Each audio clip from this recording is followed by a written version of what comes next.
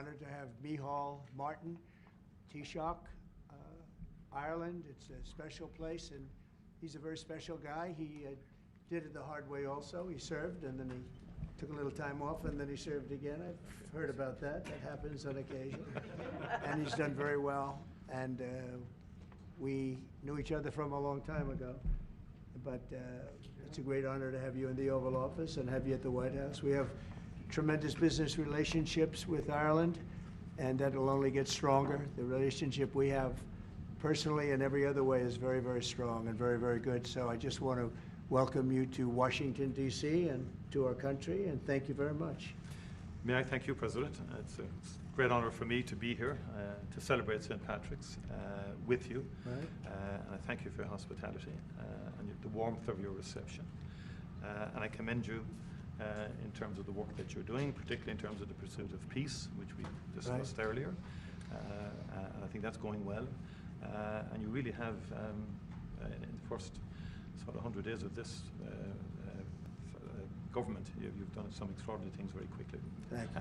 Everybody's watching in that respect. So Thank you. Delighted to be here. It's an honor to be here. Well, it's a great honor to have you, and special people, very special people. I know a lot of Irish, and growing up in New York, I know a couple of your people that used to live in that beautiful Ireland, and now they're here, but they love your country very much. You know, they have a great feeling toward your country.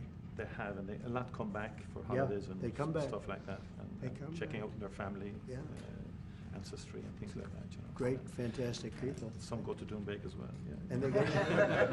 We love Doonbeg. I love them. I don't know if I'll ever see it again. Maybe I won't, but we would like I to think come I back will. and see it. We'll get there. We're going to get there. It's a beautiful place, wonderful place.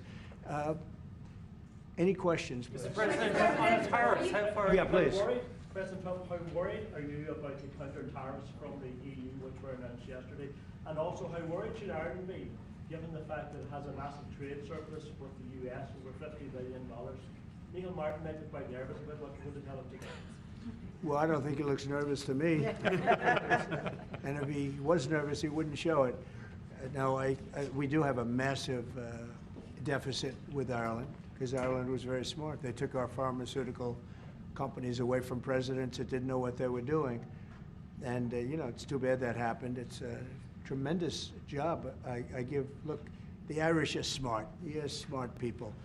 And you took our pharmaceutical companies and other companies, but, you know, through taxation and proper taxation, they made it very, very good for companies to move over there. And we had presidents and people that were involved in this that had no idea what they were doing, and they lost big segments of our economy.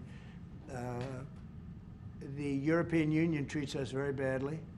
They have for years. I saw that. I had it out with them in my first term.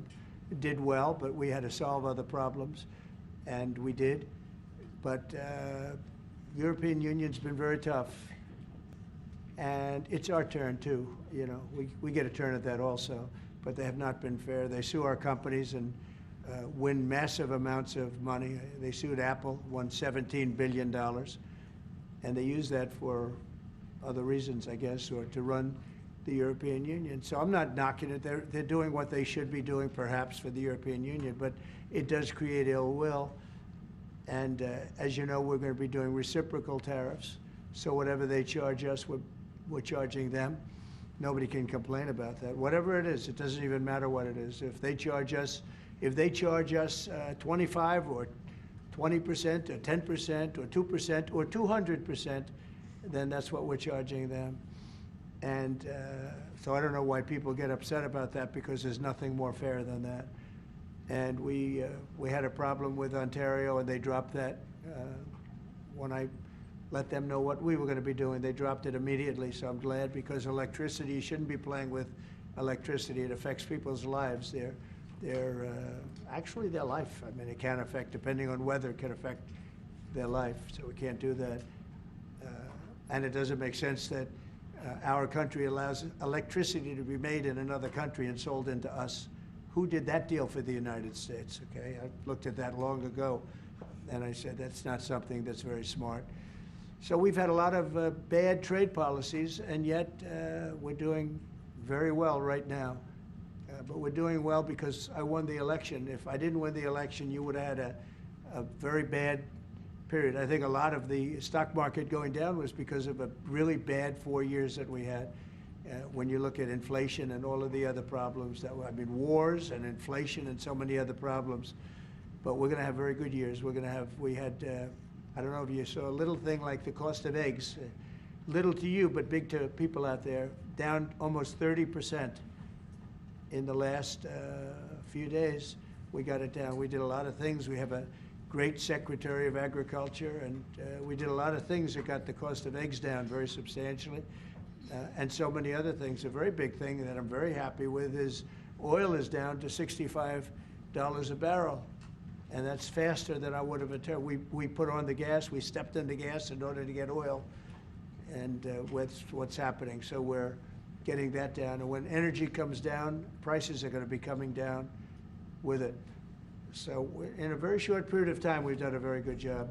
And I think that the tariffs that we're talking about, and again, reciprocal, I think that the tariffs, there are some cases where they're a little beyond reciprocal because, you know, we've been abused for a long time as a country. We have been abused really for a long time, and we will be abused no longer. Okay. Are you going to retaliate to the EU retaliation? Education, sir, would you describe for us, is this meeting your vision by cutting about half the workforce? And what responsibility do you feel to the civil servants who have now lost their jobs? Many of them worked at the Department of Education during their first term. Sure, I do. I feel very badly, and but many of them don't work at all. Many of them never showed up to work. Many of them never showed up to work, Kelly, and unfortunately, and that's not good. And when we cut, you know, we go, and that's what I had a number of meetings with a lot of people over the last couple of months. When we cut, we want to cut, but we want to cut the people that aren't working or not doing a good job.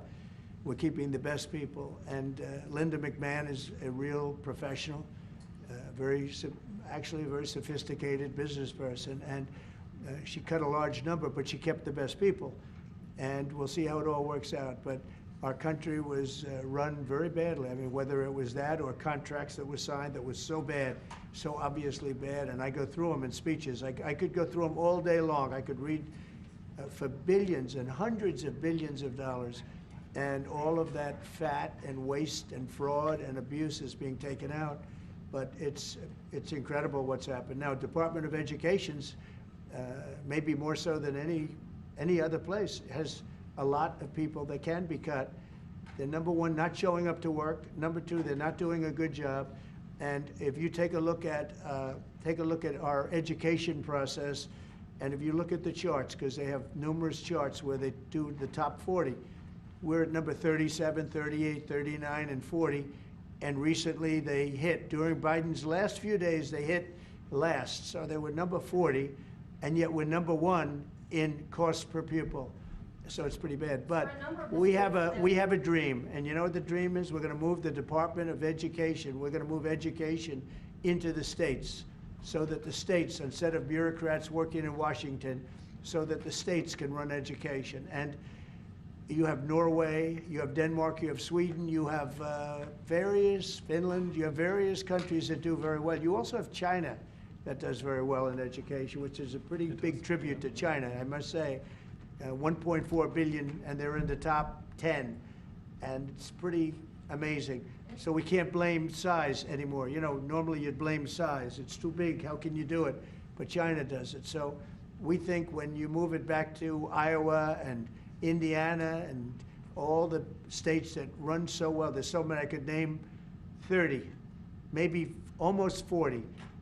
Those will be as good as Denmark, those will be as good as Norway, and they'll be as good as any of these. I believe they'll be as good as any. Now then you're gonna have 10 that won't be so great. You're gonna have 5 that will not be good at all, but we'll work with them and we'll get them to be good. But what we wanna do is always school choice, but we're gonna do school choice, and we're doing it. But we want education to be moved back where the states run education, where the parents of the children will be running education, where governors that are doing a very good job will be running education, not run. I drive through the city and I see like so many buildings, Department of Education, Department of big buildings, and by the way, they're empty. Nobody shows up to work. So I think Linda did a very good job.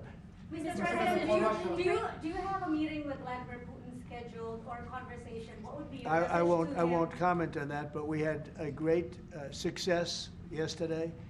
We have a full ceasefire. If it kicks in, we have to see. It's up to Russia now. But we've had a good relationship with both parties, actually, and we'll see. We'll be knowing people are going to Russia right now as we speak, and hopefully we can get a ceasefire from Russia. And if we do, I think that would be 80% of the way to getting this horrible bloodbath finished. It's a bloodbath is taking place over there. On average, 2,000 to 3,000 young people a week are being killed in that stupid war that would have never happened if I were president. So we have people going over there, Mr. VP. Do you have anything to say about it? Because you're very much involved. What's going to happen? Well, we've got some conversations that are happening on the phone and in person with some of our representatives over the next couple of days. As the president said, we think that we're in a very good place where the Ukrainians have agreed to a ceasefire, and we're now going to see whether we can get the Russians to agree to a ceasefire too, and we'll certainly have news on that when we find out that news. Are you confident that Vladimir Putin will keep the ceasefire, considering that he's broken them in the past? We haven't spoken to him yet with substance, because we just found out and we just were able to get Ukraine to agree. So we're going to know very soon. I've gotten some positive messages, but a positive message means nothing. This is a very serious situation. This is a situation that could lead to World War III. And Biden should have never let it happen. Incompetence allowed this to happen. This shouldn't have happened. October 7th in the Middle East should have never happened with Israel. The horrible leaving, the way they left Afghanistan should have never happened. Inflation should have never happened. You know, we have great inflation numbers, by the way, just got released. Inflation is way down, and it's based on what we've done, and we've done it in a very short period of time. You know, we had virtually no inflation. For 4 years, we had almost no inflation, and when these characters took over, we went from no inflation to the worst inflation probably in the history of our country. So it's very interesting. Go ahead. Are you going to retaliate against me? And by the way, I have to speak of inflation. I love these socks. What's with these socks? It's in honor of the Taoiseach. I'm trying to stay focused, but I'm very impressed with the VP's socks. Mr. President, I would say to you that the United States is recognised as having such an important role in the peace process, and yet half the parties from the Northern Ireland government have decided not to come to the St. Patrick's Day celebrations. They haven't, what? They haven't come over, they're boycotting the St. Patrick's Day celebrations. What are they boycotting? They are talking about your position on Gaza as one of the reasons why they Oh, I haven't heard that. I really haven't heard that. Look. Can I just say, I've got to pay Yeah. tribute to the President on the peace initiatives. The one thing we've learned in Ireland about the peace process that you've just spoken about, and I recall back in the early 90s, when the first tentative steps to get peace in Ireland, people criticised people like John Hume or people like Albert Reynolds, the then Taoiseach. But they kept going. And when we got that ceasefire in 1993, okay, it took a number of years to get the comprehensive peace settlement. But again, the guns more or less largely went silent. The war in Ukraine is a devastating war on young people. And I think that very simple, straightforward narrative is to be commended. We all have children. We would be shocked at the prospect of young people losing their lives in that number, be they Ukrainian, be they Russian, whatever. Anything we can do to stop the violence, I think, is an extremely positive day. And there will be all sorts of people having qualifications on it and all the rest of it. It's our job then to work on it and to try and build it, Europe, US, and everything. I will say, and thank you for that, but I will say, last week 2,500 young people died while we sit here and talk. Yeah. And while they talk about peace, but they've been talking about peace. This should have never happened. This war should have never happened. It would have never happened if I was president. That's what makes me more angry than anything else, because you've had far more people die than they report, than these people report, for whatever reason. But you had far more people. The numbers are far more devastating. You'll find that out someday. And it doesn't affect you very much. They're not Irish, and they're not from my country. They're from Russia mostly, almost all from Russia and from Ukraine. And people could say, why are you doing this? Why are you involved in that? Because 2,000 people a week are dying. And they have families, and they have mothers, and they have fathers, and they have sisters, and they have brothers and friends. And they're dying. And I've seen the pictures, the satellite pictures that we see all the time. And it looks like Gettysburg in its prime, because that was, they say, one of the most horrific battles ever. You have kids lying all over these fields that are dead because the weapons today are unbelievable, between drones and various types of guns. I'm not even talking about beyond that with the big babies. You understand what I mean? I hate to even mention the name, the nuclear name. I hate to mention it. But you have weapons today that are so powerful. And I see kids every week. I see pictures of kids laying all over the field dead. They're dead, beautiful kids. They're dead. And they're not from here and they're not from where you are, but he's working very hard. We're all working hard to get this thing finished. It's crazy over nothing, and it's not going to go anywhere. It's just a terrible situation. And I think we have a chance to get it done. So we've gotten half of it as a ceasefire, and if we can get Russia to stop, then we have a full ceasefire, and I think it'll never go back to war. I think something will. Can I ask you about Ireland's relationship with Israel? There's been a lot of talk recently. The government are looking to bring in what's called the Occupied Territories Bill, which would ban goods from occupied territories. I know you met with Prime Minister Netanyahu recently. Did Ireland come up in that conversation? Did he raise any concerns about the Irish government? One thing I'll tell you, you're not from Israel, that's for sure, huh? She's definitely not from Israel. It's an interesting question coming from you. We talk about everything.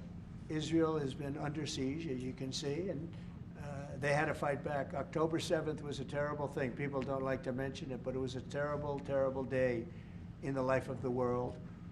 And it's amazing the way people don't mention that, but it was, I've never seen anything like it. Those are other clips I get to see. You know, as president, you get to see clips that you'd rather not see, but I see clips, and that was a terrible day for the world. And we're working hard with Israel. We're working hard to see if we can solve the problem. I will say I just saw 10 hostages, and they were treated really badly. They were really treated badly. I was shocked. I asked them, was there any kindness shown? They were in there. One was in there for 500 days. One was 323 days. I said, was there any, 10 of them, I said, was there any kindness displayed? Like, did they ever, like, say, don't worry, you'll be okay, or give you a little wink, or give you, like, an extra slice of bread or something? And everybody said, all of these people said, zero. It was hatred. It was pure hatred. So, I mean, that's a very deep-seated problem. Would you give the Taoiseach some advice? Ireland is in the midst of a housing crisis now, and I know you've a lot of experience as a businessman. How can the state build tens of thousands of houses at speed? You know why they have a housing crisis? Because they're doing so well. They can't produce houses fast enough. That's a good problem, not a bad problem. That's a pretty good answer, President. No, it's true. Will you put more tariffs on the EU, Mr. President? Mr. President, will you? Everybody should have that problem. That's okay. Will you put more tariffs on the EU? I know this gentleman. He'll get it solved. Will you put more tariffs on the EU? Will you respond to their retaliation? Oh, of course I'm going to respond. You will The retaliate with problem more is our tariffs. country didn't respond. Look, the EU was set up in order to take advantage of the United States. Including Ireland? Is Ireland taking advantage of the US? Of course they are. I can't, you know, I have great respect for Ireland and what they did. And they should have done just what they did. But the United States shouldn't have let it happen. We had stupid leaders. We had leaders that didn't have a clue. Or let's say they weren't business people, but they didn't have a clue what was happening. And all of a sudden, Ireland has, you know, our pharmaceutical companies and other, this beautiful island of 5 million people, has got the entire U.S. pharmaceutical industry in its grasp. And, you know, you mentioned housing and you mentioned other things. I mean, I have property in Ireland, as you know, and I love it. It does great. But I'd like to see the United States not have been so stupid for so many years, not just with Ireland, with everybody. You know, I looked at trade deals. I was telling the group yesterday, I looked at trade deals in term one. It's one of the reasons I decided I had to do this, because somebody had to straighten it out, and I didn't see anybody that was going to.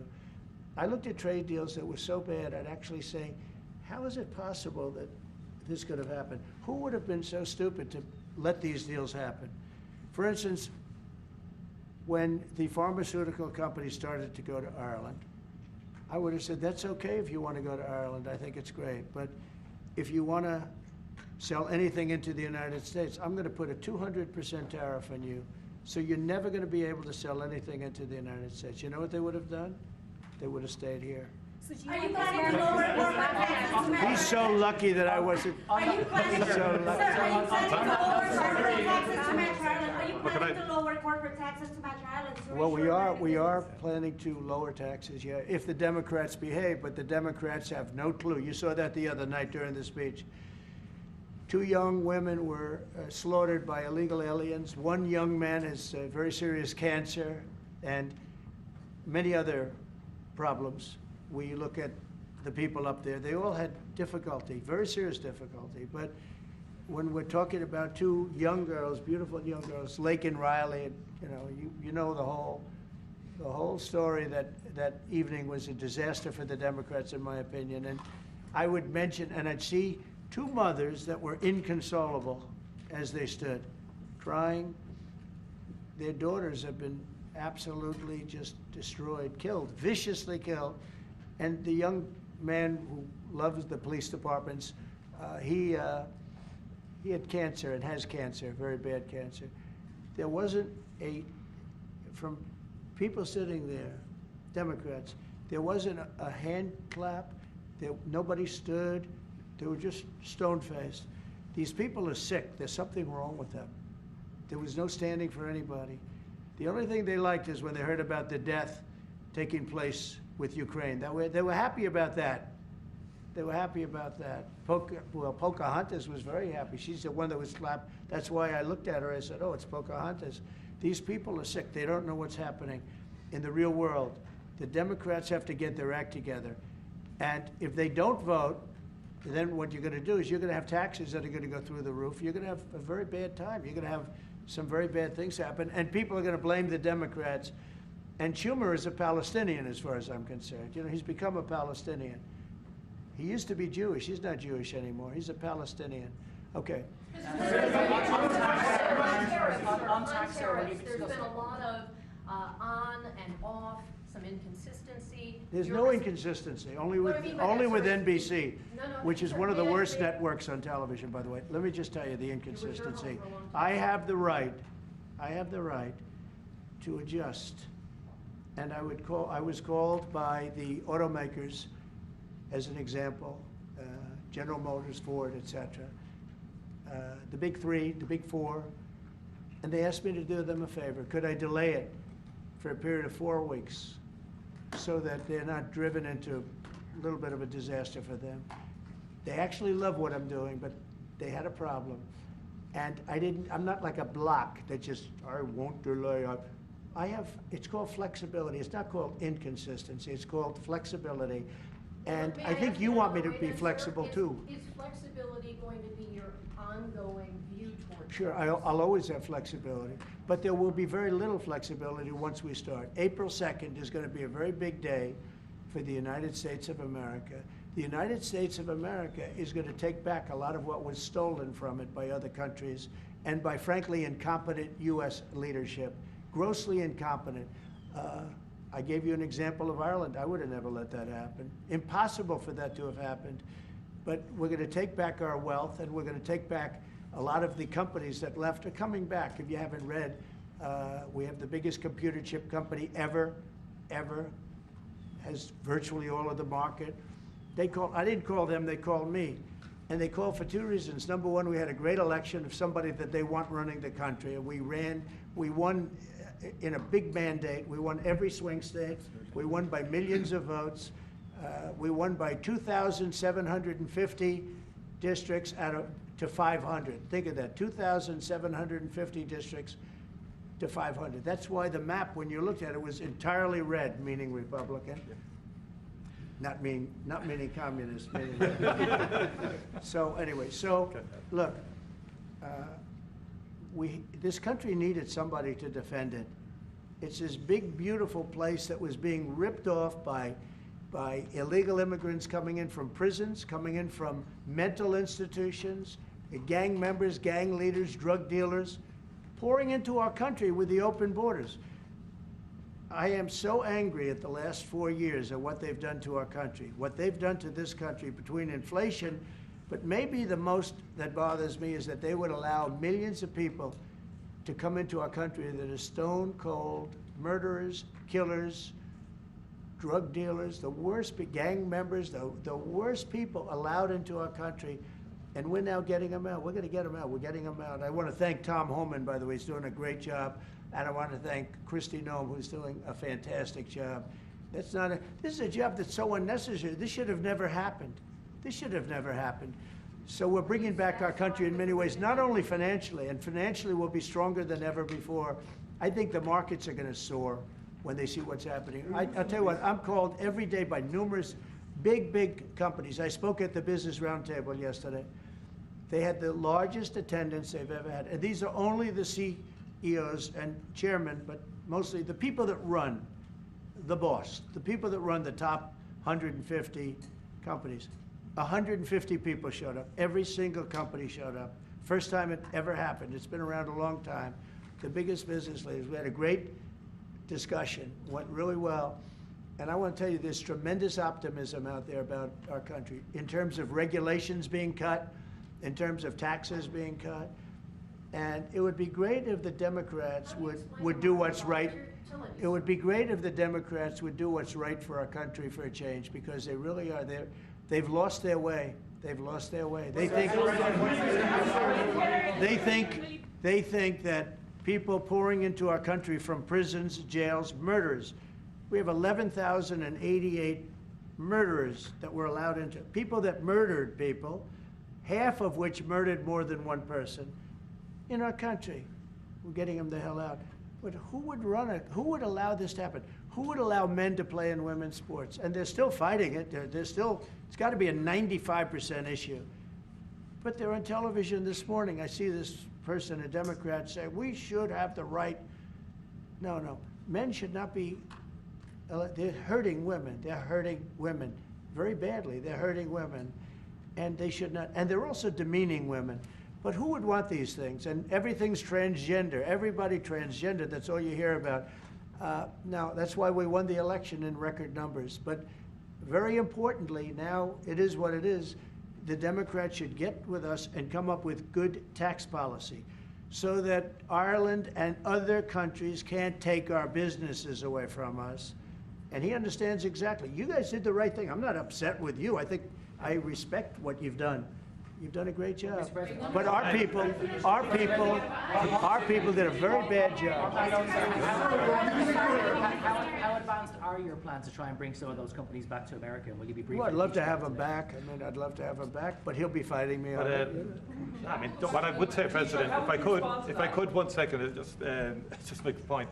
It's a two-way street too, and we are investing a lot more in America now. And people may not realize, but Ryanair, one of our biggest airlines, for example. I'll trade. AirCap. I'll trade. They buy more, the two of them together buy more Boeing airplanes than anybody else outside of America. That's a little known fact. It doesn't turn up in the statistics, but Ryanair and AirCap, big aircraft leasing company, Irish company, have done great work with Boeing. Huge investments over the last couple of years, you know. So, and there's a lot of Irish companies here now, about 700 odd Irish companies based in America. Glanbia, Smurford, Waterrock, I was saying to you this morning, Vice President. A lot of them creating thousands of jobs in America. And it's only fair. I mean, that's correct. That's right. That's the way it should happen. And I think it's a very good relationship we have. It's a historic one. It's happened over time.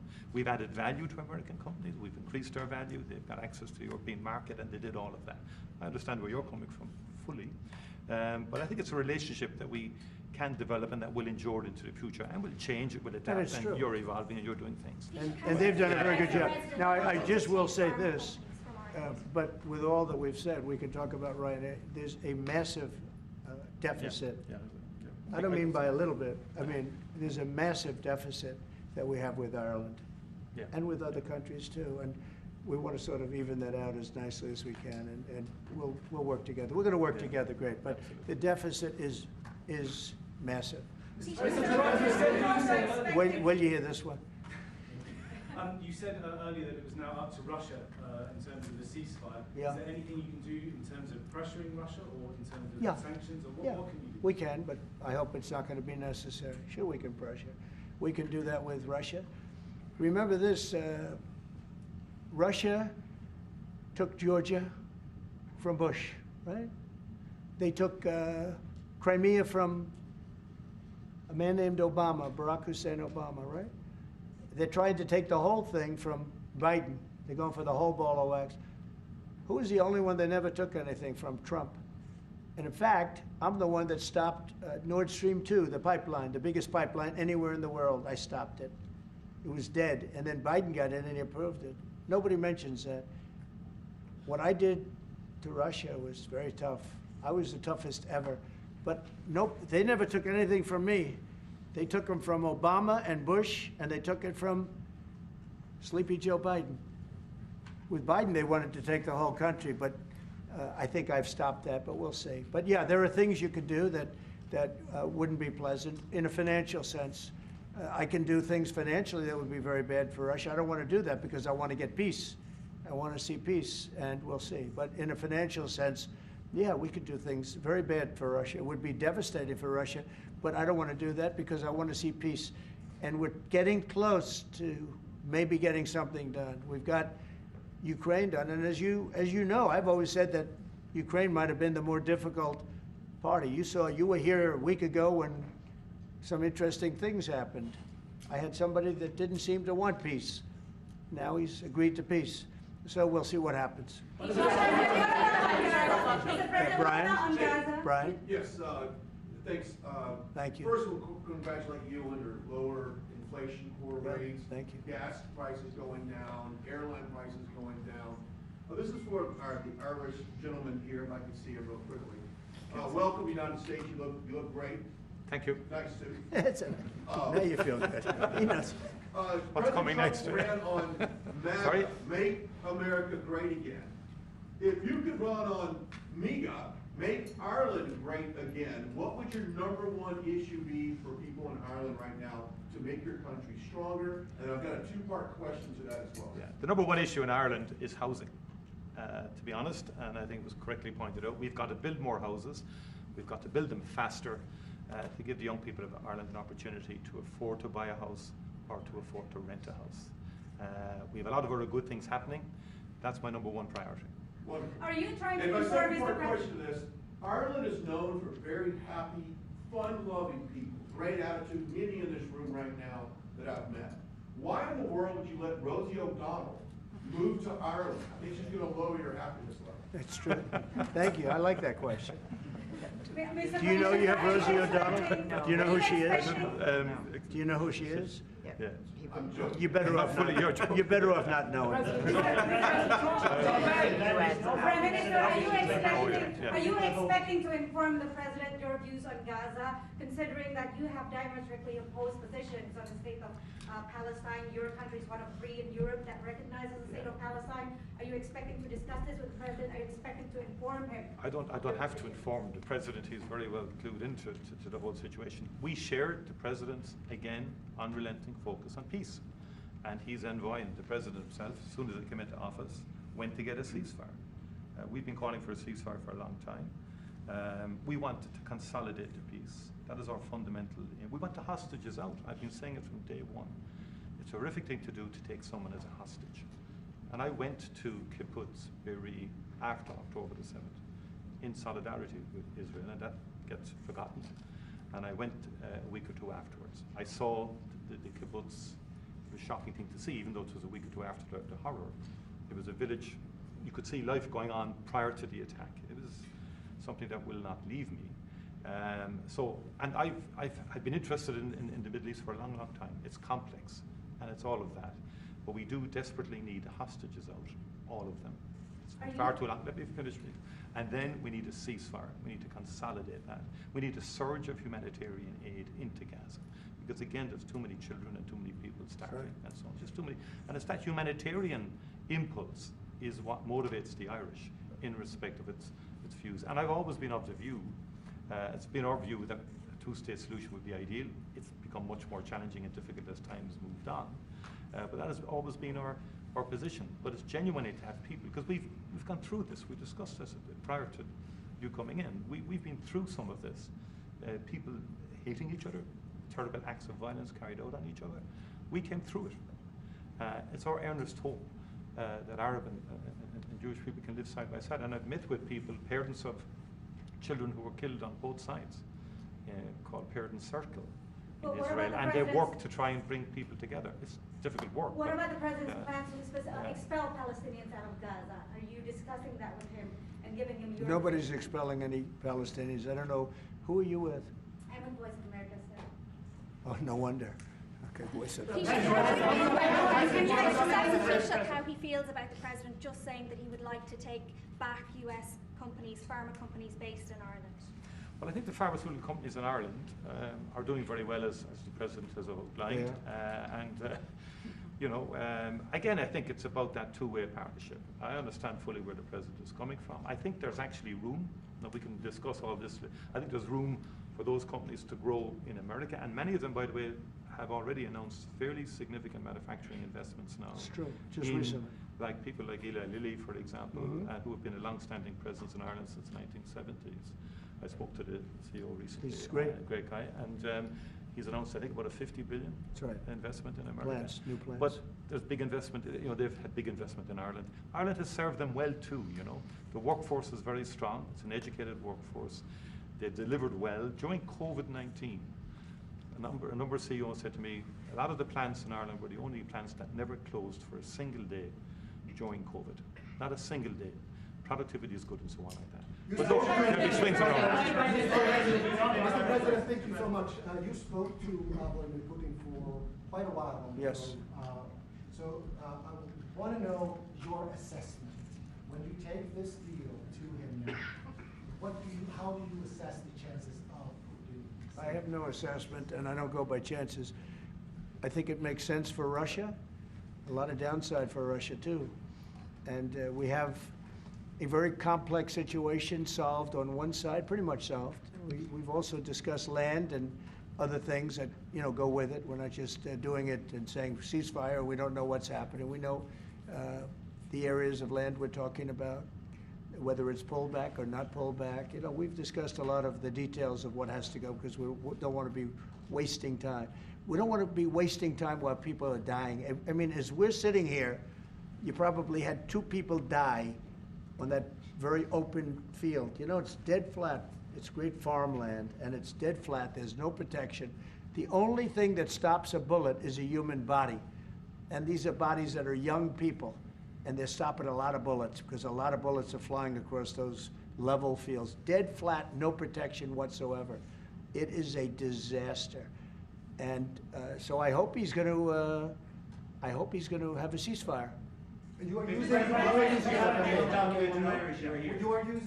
the American leverage to get a lot of political issues. Well, I don't want to get into that, but if I had to, I'm the only one that's dealt with them successfully. Everyone else, I went through it.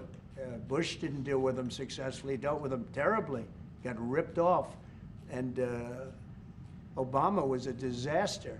They have with Obama, he gave them sheets, and I gave them anti-tank missiles. You know that, right? It's called Javelin. You know the Javelin?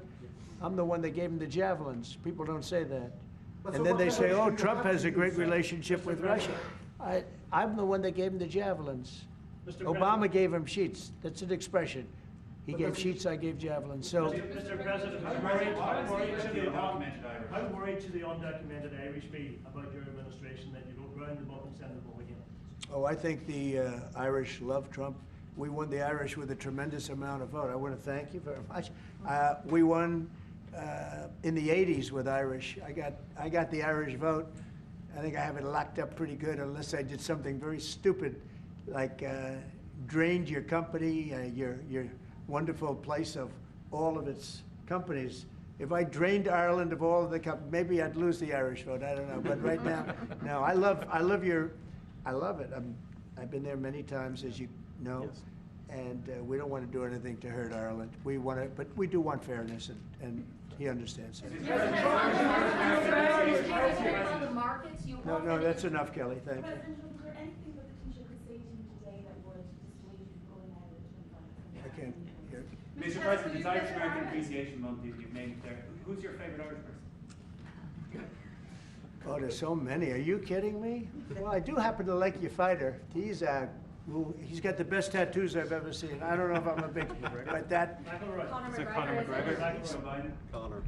Boy, you have. Well, Connor's great, right?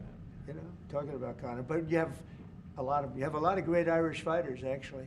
Great fighters. I don't know what that is, but Ireland's always had a lot of good fighters. You know why? Because they're tough people. They're smart people and they're passionate people. And they really have been over the years. So many. I think your father was a great fighter, right? He was, you did, wow. right. And yet, look at you. You're so smooth and so. He was a very good defensive boxer. He could weave. He was a really good. He was a good boxer, yeah. Right, He yeah, fought for I heard Ireland, that. boxed for Ireland, and Yeah. boxed That some means very you good guys. genetically, I'm not going to mess around. Do you follow any Irish golfers? Okay, let's a couple of more from somebody that didn't ask a question. Yeah, please go ahead. Mr. President, should Apple go back to the US from Ireland? Who? Apple? Oh, Apple's been treated very badly. Look, Apple had tremendously bad luck. I thought they had a very good lawsuit, but they lost We fought with them. $16 billion. $16 billion, and they're after a lot of our American companies. See, that's what's unfair. It's the European Union. I'm not blaming you. I'm blaming the European Union. The European Union's gone after our companies, and Apple's a great company, and they have to give $16, $17 billion on a lawsuit that I didn't think was a good lawsuit.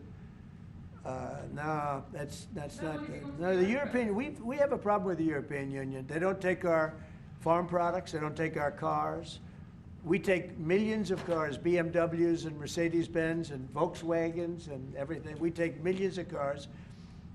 I said to Angela Merkel at the time, I said, Angela, how many Chevrolets do we have in the middle of Munich? Why, none. I said, you're right, we have none. That's the way it is, we have none. No, I'm not happy with the European Union, I want to tell you. And, Will you put tariffs and on we're going to cars? win that. We're going to win that financial battle. It's a Tariffs financial on battle. European cars, Mr. President? Tariffs on European cars, is that something you're going to consider? Oh, absolutely, I will do that. Mr. President, Think of it, they have millions of cars coming in, millions and millions of cars. One of probably the largest. Japan's very big too, but and they don't accept our cars. We make great cars. They don't have our cars, but we have their cars. They don't have our farm products. We have the greatest farmers in the world. They don't accept our farm products, and we accept theirs. So, you know, things are going to change unless they do what they have to do, and they know what they have to do. This is not going to be a tough battle. In my opinion, not going to be tough. Just like when Ontario charged us, everybody said, oh, they just charged. I said, this will be won in 1 hour. And they announced what we were going to do, and they withdrew their little threat. And what they don't say in Canada is that 270%, have you ever heard that? We have tariffs on dairy products from Canada of 270%, going up to 400%. You never hear that. Canada's absolutely one of the worst. And we, when I say worst in terms of charging tariffs. Their dairy products, they charge our farmers 240, 250, 270, and 400%, okay? Think of that for dairy product. And we charge them like peanuts. You know why? Because we've been improperly run for so many years. I had that all settled in my first term. But then, of course, Biden, you know, he let everything go to hell. One of the things we did is we took from China hundreds of billions of dollars, and I have great respect for President Xi. But he understood that. He understood it was a one-way street, and you can't have a one-way street. Okay? One more question. Can you say which countries you might target in your next travel ban? Say it. Can you say which countries you might target in your next travel ban? Wouldn't that be a stupid thing for me to say? I said, which countries am I going to target for the next travel ban? As part of the, Can you believe somebody would ask that question? as part of the Tariff specifically you're going to put on Ireland? Well, we're going to be talking really to the European Union. You know, I will tell you this one little, we'll end it with this. So I have a property, a big property in Ireland that you know well. It's one of the most highly rated hotels in all of Europe. It's beautiful. Doonbeg. It's a beautiful 600 acres on the ocean, and everybody knows it. And we have a beautiful hotel. And I was going to do a project there, a big expansion of the place. This was when I was a civilian, before the presidency, before I even thought about the presidency. But I was going to do a really beautiful expansion of because it does very well. And I got the approvals from Ireland so quickly. They were so professional. They wanted it. You know, it's economic development, it's jobs, it's construction jobs, a big expansion, beautiful expansion. But I was told something that bothered me. They said, sir, you also have to get approved by the European Union. I said, why do I have to go to the European Union to expand a hotel that's in Ireland? They said, well, that's the way it is. I say, well, shouldn't that go fast? They said, no, it'll take at least 7 years. You gave me the approval in about 4 weeks. It was a beautiful, professional. If you took 4 years, you wouldn't have done a better job. You know, everything was done environmentally, everything. There's no reason to take very long. I had everything from Ireland in 4 weeks. And then I hired somebody. He said the process will be from 5 to 7 years. And I said, oh, really? And then I found out that they weren't playing games. Now think about how bad that is for your country. So that was my first experience with the European Union. And I dropped the project. I just said, I'm not going to do that. I'm not going to go 7 years to expand something. But I have to, I'll hand it to Ireland. You were so professional, so good. But I don't know why. European Union had to approve it. And with them, it was deal. And that's the European Union. So it was a very bad experience I had. Just say, President, you have the distinction of being, I think, the only president that has physically invested in Ireland. That's through good. your Doonbeg. And it's been a good investment. And I mean, for anybody, you should go there. It's just stunning. I love this. No, I mean, even if you don't play golf, I mean, beautiful. it is a stunning landscape. Yeah. Your people have restored it very well, and our people are going to continue to work with you on that piece to do it all sort of effectively and so on like that. They've had a great relationship. But it is and the local people. My local councillor, Rita McInerney, texted me last week to say, tell President Trump to thank his family for the way they've worked with the local community and for the work that they've done.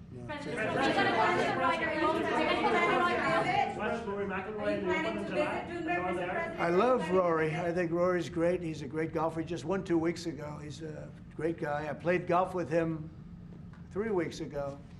And he's really a fantastic player. He's in good form, too. When he played with me, he played very well, I can tell you. No, Rory certainly is one of the favorites. He's always going to be one of them. He's a very talented guy. He's a very good person, too. Are you planning to visit Doonbeg, Mr. President? I will. I'll get there sometime. I hope soon. In fact, if we meet, we'll meet at Doonbeg. Okay, I would love it. But I hope to be able to get there. Mr. President, does America have a future in NATO? What's it? Does America have a future in NATO? Well, NATO has to treat us fairly. If they pay their bills and if they do what they're supposed to do. When I first got involved with NATO, as you know, they weren't paying their bills. There were 28 countries, and most of them weren't paying. And I got them to pay. And they paid billions and billions of dollars. I made a certain statement that I'm not going to be involved with NATO unless you're going to pay your bills. And I was asked a question. If we don't pay, are you going to help us? I said, no, if you don't pay, you're saying you're delinquent, a real estate term. You're delinquent. You're not paying your rent. You're not paying your bills. If you're not paying your bills, I'm not going to help. And everybody we took in, your Secretary General will tell you, he was very generous to me. He said, I've never seen anything like it. Money came in by the billions and billions and billions of dollars, and NATO became much stronger. Now, NATO's expended a lot of that money in fighting this horrible war. It's too bad they had to do that, but they had the money from me. I was the one that got people to pay. The countries, most of the countries were not paying, or they were paying a very small amount. So we'll see. But NATO can be a force for the good, absolutely. Would you like to see Ireland join NATO, Mr. President? That's up to Ireland. Well, do you think Ireland and the EU are too close? Do you think that perhaps, like you said, We are very close. No, Ireland and the EU. Do you think there's too close a relationship there? Do you think there needs to be a separation, like you said, if you can't get planning permission when you can get it in Ireland, but you can't get it in the EU? Do you think? Well, look, I can just tell you about my personal experience. That Ireland treated me very well, and the EU was terrible, and they stopped really a magnificent addition. It wasn't a big deal from the standpoint of the world. It wasn't like the things we're talking about now, but it would have been a very beautiful addition. And they stopped it, which is bad for Ireland, and I don't know why. I don't know why it would take 5 to 7 years to get something approved, but that's what it was. Thank you all very much. Thank you. Thank you. We're headed out.